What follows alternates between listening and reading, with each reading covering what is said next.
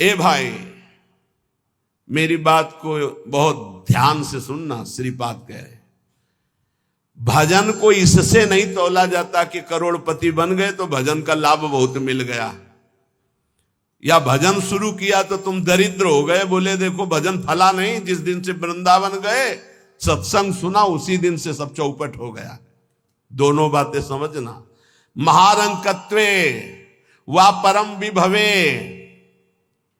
सिंगे पे है। अगर रसिकों के संग का रंग चढ़ेगा तभी इस मार्ग में चल सकते हो, नहीं तो फिसलन ही फिसलन है। महारंकत्व हो सकता है जिस दिन से भजन शुरू करो उस दिन से शुरू हो जाए तुम्हारा पाप का संयोग जो पूर्व जमा हुआ है, क्योंकि नष्ट होकर अब तुम्हें भगवत प्राप्ति करानी है। कल एक साधक भारी रोग से ग्रसित, और वो बोला कि हमें लगता है कोई वैष्णव अपराध बन गया। क्यों? नहीं, ये शरीर में। अरे बावरेपन में हम कह रहे शरीर रोग से ग्रसित है तो बुद्धि को तो स्वस्थ रख ले। बुद्धि रोगी हो गई तो शरीर स्वस्थ होने पर भी महान नरक जैसा उसको दिन और रात व्यतीत होता है, नारकी भोगों का चिंतन करते हुए। कोई अपराध तब बनता है जब अहंकार होता है, ध्यान रखना। और तुम जो सब शरणागत हो, रोज ऐसा मंजना लगता है कि तुम्हारे अहंकार चढ़ पाएगा।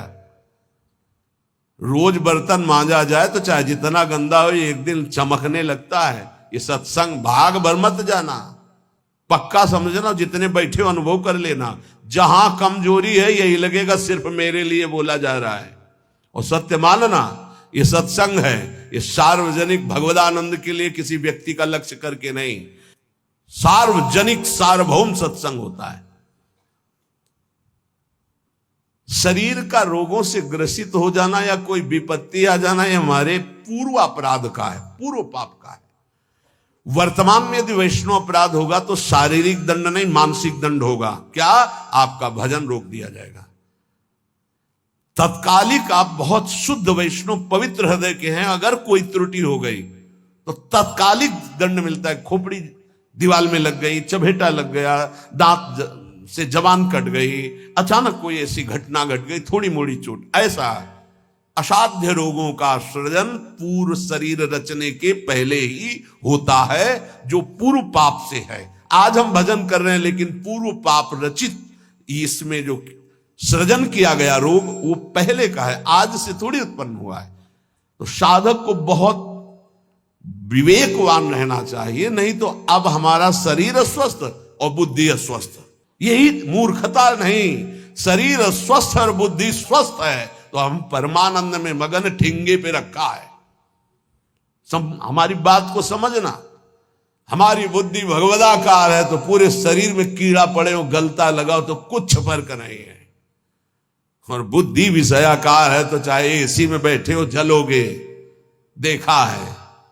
इन समस्याओं का समाधान करने के लिए ही अध्यात्म है, रुपया नहीं है, पद नहीं है। समस्त समस्याओं का समाधान अध्यात्म से होता है, विवेक से होता है। ध्यान दीजिए, परमार्थ पे चल रहे हो तो महारंकत्वे वा परम विभवे, हमारे कदम नहीं रुकेंगे। चाहे हमें ऐसी परिस्थिति दे दी जाए कि भोजन के लिए भी तरसने लगे, और चाहे परम विभवे, ऐसा होता है। ये ना सोचे दोनों बातें होती हैं।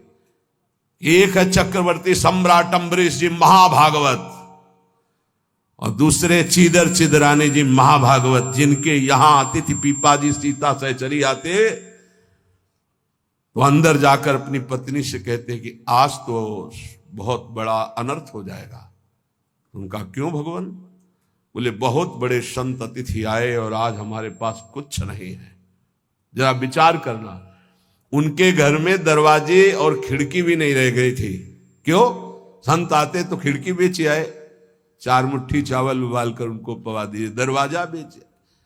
मिट्टी का पात्र था जिसमें रसोई अमनिया करते थे, कुछ नहीं रह गया था जो बेचा जा सके।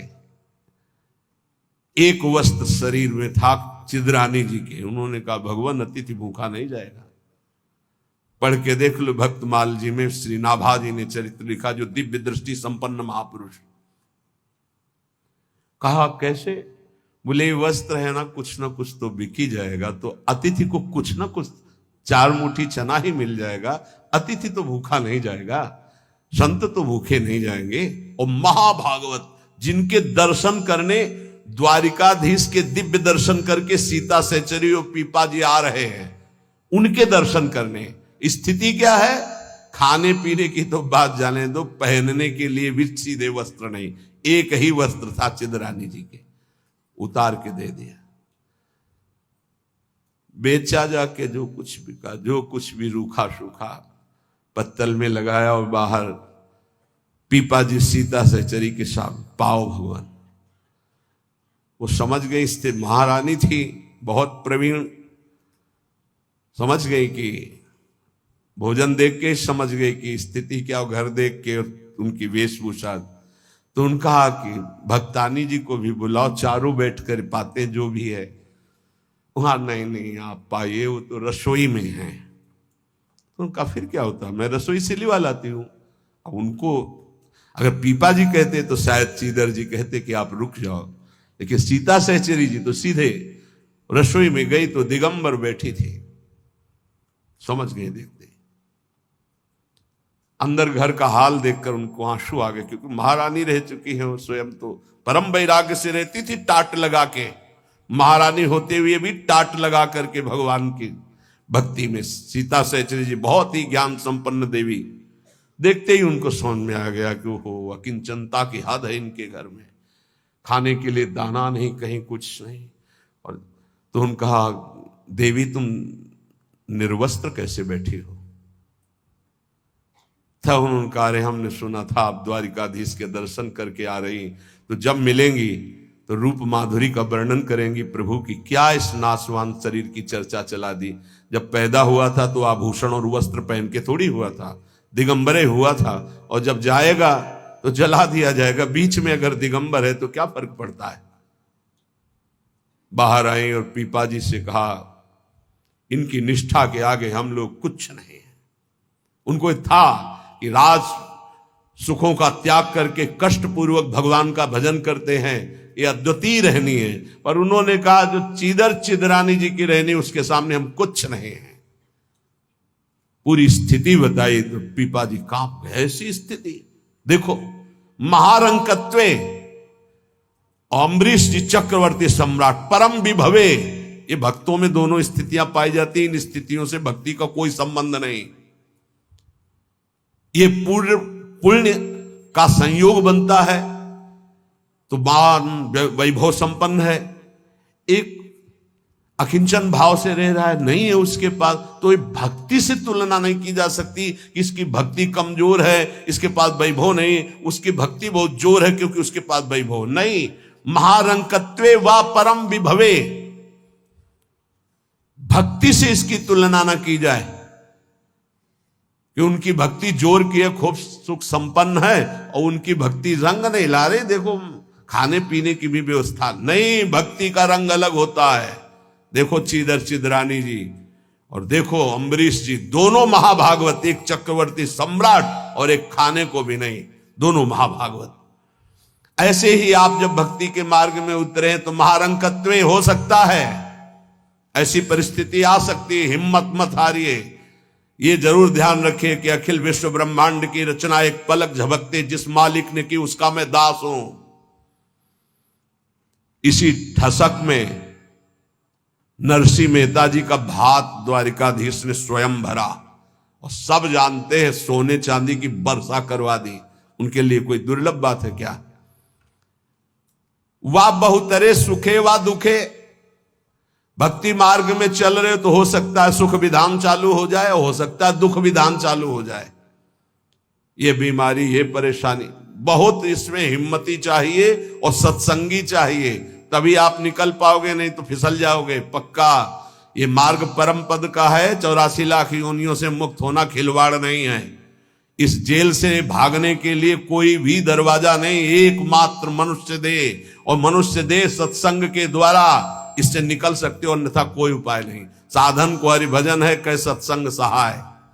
सुखे वा दुखे वा, बहुत हिम्मत। भारी से भारी सुख का विधान मिल सकता है, नाम मत छोड़ना, भजन मत छोड़ना कि हमारी पूर्ति हो गई, जो चाह मिल गया, फिर भी फंस जाओगे। और दुखे वा, अरे जब से भजन शुरू किया बड़ा दुख आना शुरू हो गया। नहीं, ये मार्ग की सुख दुख वृत्तियां, इनमें अपने परमार्थ को मत रोक देना, आगे बढ़ो। एक आगे ऐसा स्थान है जो सुख दुख दोनों से परे महान परमानंद स्वरूप है। ये छोटी छोटी वाटिकाएं हैं, कहीं सुख की कहीं दुख की, भ्रमित मत होना। यशस्वी बहुले था अपयशस्वी, हो सकता है तुम्हारा भजन ठीक चल रहा है, यश शुरू हो गया, और या हो सकता है अपयश शुरू हो गया, दोनों बातें, निंदा होने लगी। तो यश होने लगे तो उसमें खुशी नहीं मनानी, और अपयश होने लगे तो दुखी नहीं होना। वैसे अच्छी बात यह है कि अपयश होने लगे तब खुशी होना चाहिए। बड़ी कृपा हरि की, अब कोई प्रणाम करने नहीं आएगा। राधे श्याम जी धर्म मनावे चले जाओ, कोई नहीं देखेगा। जब कबीरदास जी ने देखा कि बहुत यश हो रहा है, तो संतों की युक्तियां होती। काशी की एक वैश्या के पास गए, वैश्या ने देखा कबीरदास जी आए, खड़े हो गए, प्रणाम किया। महाराज पहली प्रार्थना कि आप जल्दी यहां से निकल जाओ। उनका क्यों? अरे बोले इस गली में खड़े होने का मतलब है कि निंदा होना। आप महान संत हैं, आप यहां खड़े भी होंगे तो आपकी निंदा। हम बोले वही करवाने के लिए आए, हम निंदा करवाने के लिए आए, आप हमारा साथ देंगी? उनका भगवान आप आज्ञा करें, भला मैं नीच आपकी क्या सेवा कर सकती हूँ? बोले गले में हाथ डाल के पूरी काशी में घूमना है। बोले महाराज कोई पानी नहीं पूछेगा आपको। बोले यही चाहते हैं। बोले भी जैसी आपकी इच्छा। गंगा जल भरा, थोड़ा रंग वंग डाल के, एक हाथ में गंगा जल की बोतल, दूसरे हाथ में वैश्या। अरे बोले देखो देखो, दूसरे दिन से कबीरदास जी की कुटिया शांत, कोई प्रणाम नमस्कार नहीं। अरे हम जानते थे, कुछ तो कहते हम जानते थे पहले से, असलियत तो यही है। और कुछ कहते यार कुछ तो गड़बड़ है, ऐसे महात्मा तो नहीं है। फिर भी जो कुछ श्रद्धा रखते थे वो इस बात से नहीं गए कि ठीक है अच्छे हैं पर ऐसा कैसे कर सकते हैं, छोड़ो यार। वहां कोई प्रणाम नहीं, बड़े चैन से भजन करने लगे। युक्तियां संतों की होती, पर वो युक्ति सिद्ध ही करे, जीना मुश्किल हो जाएगा अगर हिम्मत नहीं है, भगवत प्राप्त नहीं है। सिद्धों की बात है, उपद्रव न करे कि अब हम भी कुछ थोड़ा ऐसा कर, पिट जाओगे। हाँ, सिद्धों की बात अलग है। फिर राजा को अश्रद्धा हुई तो चमत्कार भी उनके जीवन में था ऐसा कि दिखाया, होश उड़ गए।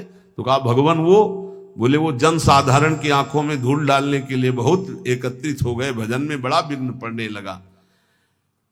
यशस्वी बहुले था अपयशस्वी। देख लो भक्ति का मार्ग, आप खिलवाड़ मत समझो। महारंकत्वे व परम विभवे, मेरे कदम नहीं रुकेंगे, चाहे भिखारी बना के रखो, चाहे चक्रवर्ती राजा बना दो। बहुतरे सुखे वा दुखे वा, भारी सुख दे दो या भारी दुख दे दो, कदम नहीं रुकेंगे आपकी तरफ से। यशस्वी बहुले था अपयशस्वी, चाहे यशस्वी बना दो चाहे निंदा कराने, खूब निंदा कराओ, हमें मार निंदा हो तो भी हमारा मार्ग नहीं रुकेगा। आगे मणौवा लोस्ट्रे, चाहे मणि दे दो और चाहे माटी के घरौंदे पे रखो, हमें कोई फर्क नहीं पड़ता।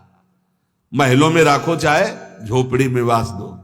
हृदय परम व द्वेष्यति, सब लोग हमें प्यार करें या सब हमसे द्वेष करें, कोई फर्क नहीं पड़ता, हम अपने मार्ग पर चलेंगे। समा दृष्टि नित्यम मम भवति वृंदावन जुषहा, मैं ऐसी सम दृष्टि रख के चलूंगा। हे वृंदावन धाम, मुझे सामर्थ्य प्रदान करो कि मेरे कदम किसी भी स्थिति में लड़खड़ाए नहीं।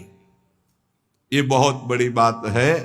बिना इस बात के आए बात की बात में नहीं पहुंचा जाता।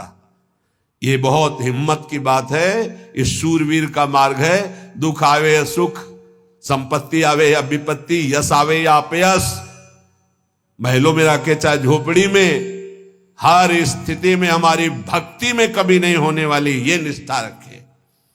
यहां ऐसी भक्ति बहुत कम है, बहुत कम है।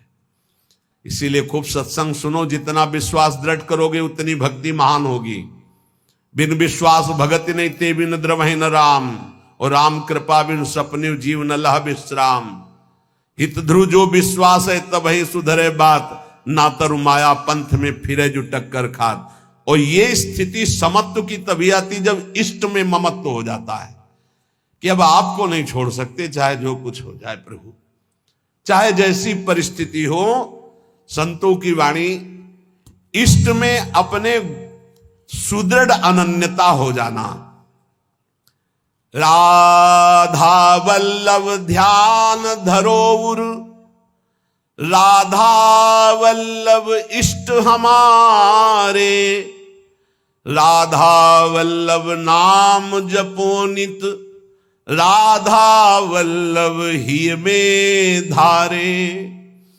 राधा वल्लभ जीवन है मम, राधा वल्लभ प्राण ते प्यारे, राधा वल्लभ नैन बसे, सरस माधुरी होत नहीं छिन न्यारे। परम संत श्री रसिक सरस माधुरी जी कह रहे हैं, राधा वल्लभ का ही नाम हमारी जिह्वा में और राधा वल्लभ का ध्यान हमारे हृदय में, क्योंकि इष्ट हमारे राधा वल्लभ। राधा वल्लभ का हृदय में ध्यान और मुख में नाम, ये आचार्य चरण भी आदेश करते हैं। सबसो हित निष्काम मति श्री वृंदावन विश्राम, श्री राधा वल्लभ लाल को हृदय ध्यान मुख नाम। जो आचार्य का है इष्ट उसके अधीन होते हैं, तो हर समय हमारे मुख से राधा वल्लभ राधा वल्लभ राधा वल्लभ। अब सेवक जी महाराज ने हा हरि राधा बा वृंदावन सा सहचरी, हरिवंश नाम में चारों की उपस्थिति पाई, इसलिए वे आदेश करते हरिवंश नाम बिसरे न छिन्न, श्री हरिवंश सहाय बल, हरिवंश भरोसे भय निडर, नित गर्जत हरिवंश बल। इसलिए हम वृंदावन नित्य विहार रस के उपासक, आचार्य की आज्ञा और सेवक जी की आज्ञा दोनों मिलाकर, इसलिए हम हर समय जपते रहते राधा वल्लभ श्री हरिवंश, राधा वल्लभ श्री हरिवंश।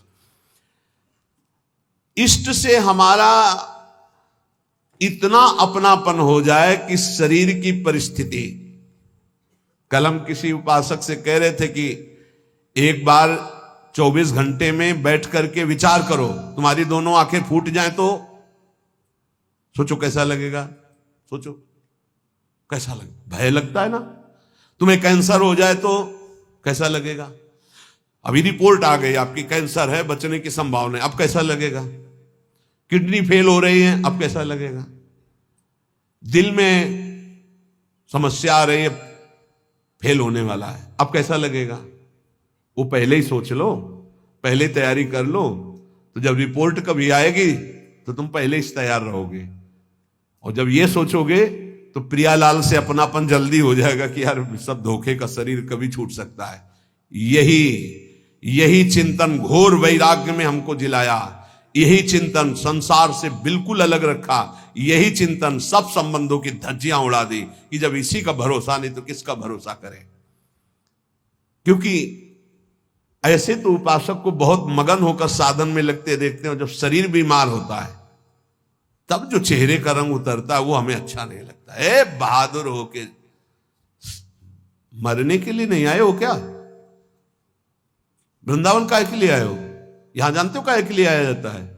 यहां मरने के लिए आया जाता है। मन मरा तन मरा सब मरने के लिए। मनई मारी तनहारी के वृंदावन में गाज। यहां चिदानंद रूप में हमें स्थित होना है, जिसमें कोई जुकाम बुखार किडनी लीवर है ही नहीं। ये सब नहीं है। खूब मीठा खाओ शुगर नहीं होगा, खूब पकवान खाओ लीवर नहीं खराब हो, ही नहीं लीवर है। और खूब मिलता है 56 प्रकार के भोग। कहां। श्री जी का उच्छिष्ट, श्री जी के समीप। अरे तभी तो कह रहे खूब नाम जप करो। ये तो बहुत घटिया शरीर है, बहुत घटिया शरीर है। और ऊपर से मार इसे सजाए हो, नहीं सजाए, इतना गंदा है। हम इसलिए कह रहे इसे थोड़ा वैराग्य धारण करो। कौन सा बढ़िया है, कौन सा बढ़िया इसमें क्या है इस शरीर में जो बहुत प्यार कर रहे हो। बस चमड़ी का ऊपर खेल है। तो अज्ञानी पुरुष चमड़ी से प्यार करता है, ज्ञानी पुरुष तो तत्व से प्यार करता है। शरीर बीमार हो गया तो तुम बीमार हो गए क्या भैया। पर चेहरा उतर जाता है, ये हमको अच्छा नहीं लगता। चेहरा प्रसन्न होना चाहिए कि अब जाने का नंबर आ रहा है, खुशी होनी चाहिए। जैसे नौ विवाहिता और गमन हो रहा है उसका अपने पति से मिलन के लिए, तो कैसा अपने परिवार का थोड़ा वियोग तो होता है, रोते माँ से बका, अंदर बड़ी खुशी रहती है। हाँ, यद्यपि हम सबको बहुत प्यार करते हैं, रोएंगे नहीं, हमारा भाव खराब हो जाएगा। हमारा रोना श्री जी के लिए होगा। जब उपासक को देखते कि अमुक रोग और चेहरा उतर गया, तो लगता है कि नहीं यार, सिंह का बच्चा नहीं है तू, प्रेमानंद का बच्चा होकर के तू उदास हो जाए। नहीं यार, फांसी का भी अवसर आने पर हमारे देशवासियों ने जय हिंद बोलकर फांसी चढ़ाई है।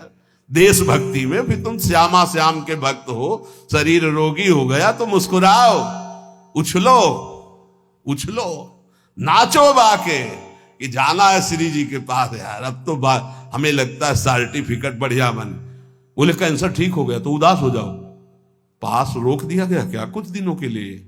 हम तो सोच रहे थे जल्दी मिलेंगे। ऐसा ही होना चाहिए, जब रोग बढ़े और जाने की बात आवे तो खुशी मनावे कि श्री जी के पास जाना है। लेकिन श्री जी के पास जाने के तो तुमने सोचा ही नहीं था, इसीलिए तुम उदास हो गए। इस सत्संग को समझो, रोज अपने अंदर कोई ना कोई विचार करो कि अगर किडनी फेल हो गई तो, अगर दिल फेल हो गया, ये सब फेल होने वाले हैं, तो तुम्हारा दिमाग सही रहेगा। नारायण स्वामी कहते हैं जो दो को याद करता है वो आगे बढ़ जाता है। एक तो श्री भगवान को मत भूलो, दूसरे मृत्यु को मत भूलो। मरना है, काहे को पाप कर रहे हो, काहे को उद्दंडता कर रहे हो, अधर्म आचरण कर रहे हो, जाना है यहां से। तो हम सब उपासक से प्रार्थना करते हैं, पहले ये बताओ कि भगवत मार्ग में जाने के लिए आए हो या रहने के लिए? जाने के लिए आए हो ना। कहां? श्री जी के पास। तो अगर बुलावा कैंसर रूप में आए तो उदास क्यों हो रहे हो? कैंसर सर्टिफिकेट है श्री जी से मिलने की, किडनी फेल सर्टिफिकेट है।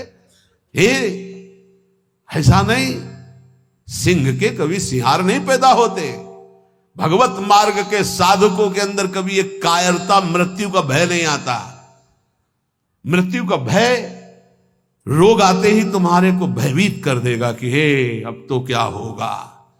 अरे अब वही होगा जो हम चाह रहे थे, अब श्री जी मिलेंगी पक्का। मस्ती छानी चाहिए, नाचना चाहिए श्री जी के पास। श्री जी से प्रेम नहीं है, शरीर से प्रेम है, सच्ची मानना। और ये हो गया रोगी तो अब चेहरा उदास हो गया, क्यों? क्योंकि गया हमारा सुख, यही सुख था हमारा। इसीलिए रोज सत्संग में कह रहे ये कुछ नहीं है, ये मलमूत्र का भांड है, इसमें कुछ प्यार मत करो, कहीं सुख नहीं है, केवल तुम्हें पागल बना रही माया, पागल समय नष्ट करवाया जा रहा है, तुम्हारा भगवत चिंतन छुड़ाया जा रहा है। तो देख के मुस्कुरा दिया, पूरा चिंतन गया। और हमारी श्री जी मुस्कुरा रही, तुम्हें उधर नहीं दिखाई दे रहा? आवत सी वृषभानु दुलारी, रूप राशि चतुर शिरोमणि, अंग अंग सु बुद्धि मारी गई सारी। हाँ, पांच भौतिक शरीर मुस्कुरा रहे, उनकी मुस्कुराहट में अभी तो अप्सरा ले उतरी। विचार करो, देवलोक भूलोक रसातल, सुन कवि कुल मत डरिए, सहज माधुरी अंग अंग की कह कासो पट दे। जिनकी मुस्कुराहट में लाल, वो हमारी स्वामिनी हो यार। ऐसी श्री जी के शरणागत होकर किसी की मुस्कुराहट, त्रिभुवन में कोई पैदा नहीं हुआ कि मुस्कुराहट हमारी श्री जी की प्रभाव जो डालती उससे कोई अलग प्रभाव डाल सके। क्यों आपको डालती? क्योंकि श्यामा श्याम की अनन्यता नहीं। गावे श्यामा श्याम को, ध्यावे श्यामा श्याम, तो निरखे श्यामा श्याम को, बस यही हमारो काम। कुछ कठिन नहीं है श्यामा श्याम से मिलना, सच्ची बात कह रहा हूं, हृदय की बात कह रहा हूं। बस इनके सिवा कोई हमारा ना हो तो जल्दी मिल जाए, पर इनके सिवा और जो कोई है हटा नहीं पा रहे, नहीं हटा पा रहे। लग लो कब तक तुम्हारा संग कौन देता देखते हैं। मात तात सुतदार देह में मति अरुझय मति मंदा, हित किशोर को है चकोर तो लख वृंदावन चंदा। कोई तुम्हारा नहीं प्यारे। जिस दिन हृदय में आ जाएगा श्यामा श्याम के सिवा कोई नहीं है, तो सच्ची मानिए ये गलवैयां दिए मुस्कुराते आपको आकाश में देखोगे तो आकाश में, धरती में देखोगे तो धरती में, दसों दिशाओं में जिधर दृष्टि जाएगी यही आएगी, निहाल हो जाओगे। बहुत रिझवार ठाकुर है जुगल सरकार, बहुत रिझवार। ये जो हम बोल रहे हैं ना, पक्की बात समझ, बहुत रिझवार हैं, पर आपका कोई है इसीलिए वो सामने नहीं आ रहे। जिस दिन आपके हृदय में कोई नहीं होगा उसी दिन, हाँ, यह जोरी अविचल वृंदावन नाही नान सो काज।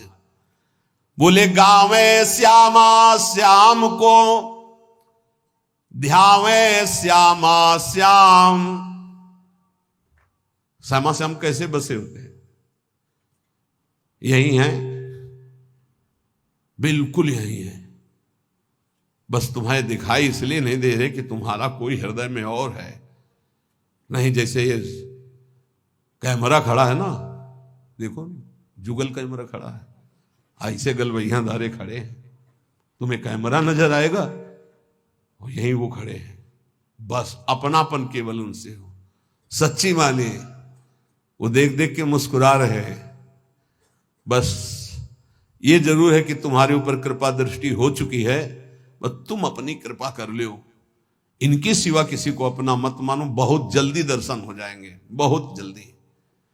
जिस समय जीव के हृदय में केवल ये, बस आपके सिवा कोई, उनको समझाने की जरूरत नहीं, सफाई देने की जरूरत नहीं, वो इंतजार कर रहे हैं केवल इसी बात का कि संत संग से, गुरु कृपा से तुम सब संबंधों का, सबकी ममता ताग बटोरी, मम पद मन ही बांधी बरडोरी। बस केवल इतनी साधना है, बहुत जल्दी लाभ प्राप्त हो जाएगा, बहुत जल्दी।